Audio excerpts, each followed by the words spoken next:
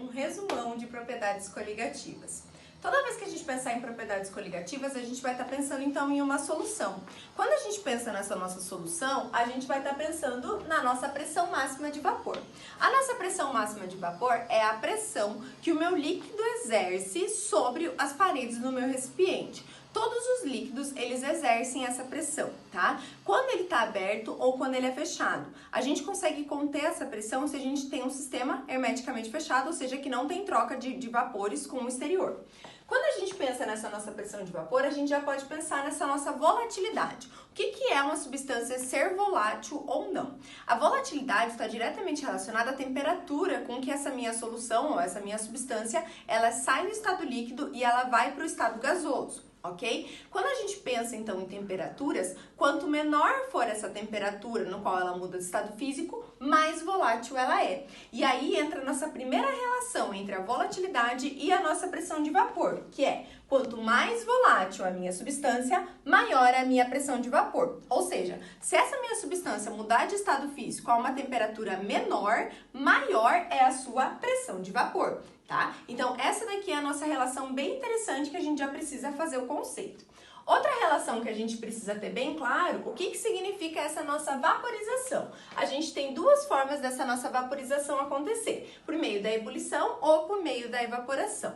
Quando a gente pensa em ebulição, a gente precisa lembrar que ele é um processo forçado. Ele é um processo que acontece quando a gente aquece o nosso sistema e aí a gente tem a formação de bolhas. Já a nossa evaporação, ela é um processo que acontece lentamente. Então, ela acontece naturalmente sem que a gente exerça uma certa influência sobre esse nosso mecanismo, tá?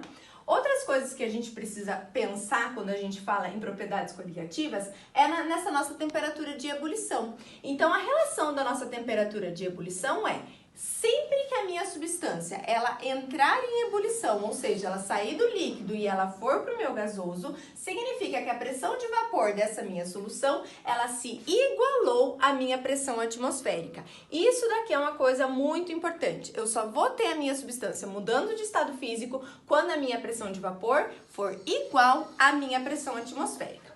Ok, consegui determinar esses primeiros conceitos iniciais e aí a gente começa a entender como que o meu sistema ele pode se comportar. Algumas informações são bem importantes em relação a como essas minhas propriedades coligativas vão influenciar.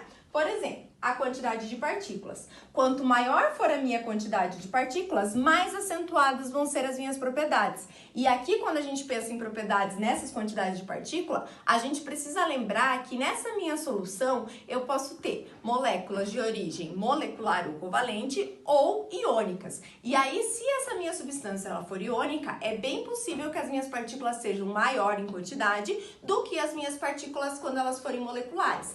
Além disso, nessa minha quantidade de partículas, eu tenho que levar em consideração, então, a minha concentração. Porque quanto maior for a minha concentração, mais acentuada vão ser as propriedades. Quem são essas minhas propriedades? Tonoscopia, crioscopia, ebulioscopia e osmose, tá? Além disso, outra coisa que vai influenciar nessas minhas propriedades coligativas são também as minhas forças intermoleculares.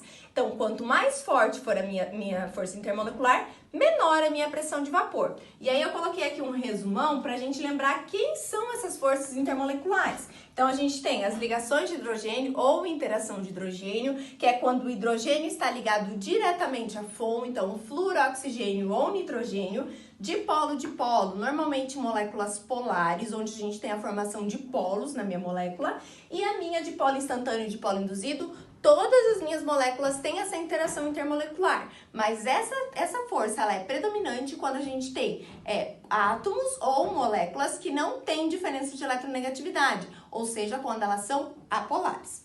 Sabendo tudo isso, a gente vai então para as nossas 4 propriedades coligativas, tá? Quem são elas, tá? Então, a primeira delas é a nossa tonoscopia. Quando a gente pensa em tonoscopia, a gente vai estar pensando em pressão de vapor. Sempre que a gente adicionar um soluto não volátil a essa minha solução, eu vou fazer com que abaixe a minha pressão de vapor. Consequentemente, eu tenho que lembrar que eu vou estar mudando também a minha volatilidade. Porque se eu abaixar essa minha pressão de vapor, eu faço o processo inverso e deixo ela menos volátil, ok? A outra, crioscopia. Sempre que a gente pensar em crioscopia, então a gente vai estar adicionando novamente um soluto não volátil e aí a gente tem uma diminuição na temperatura de congelamento. A crioscopia é aquela situação que a gente adiciona sal ao gelo e a gente faz com que essa temperatura ela diminua a temperatura de congelamento. Por quê? Eu estou adicionando um soluto não volátil a esse meu sistema e isso faz com que eu mude então a temperatura de congelamento. A ebulioscopia. Então, novamente, adição de um soluto e faz com que a gente aumente a nossa temperatura de ebulição. Então, eu tô lá com uma água fervente. Se eu adicionar uma colher de açúcar, essa água ela para de continuar a ebulição, então ela para de ferver até que ela tenha uma temperatura mais elevada para ela voltar a ferver, tá? E por fim, a nossa osmose. A nossa osmose é a passagem do meio menos concentrado para um meio mais concentrado por meio, então, de uma membrana semipermeável. Lembrando que tem como a gente fazer esse processo inverso, desde que seja um processo que a gente chama de osmose reversa, no qual é adicionada uma pressão e faz com que a gente tenha, então, um processo inverso, fazendo com que passe do mais para o menos concentrado, que é o exemplo da dessalinização da água do mar.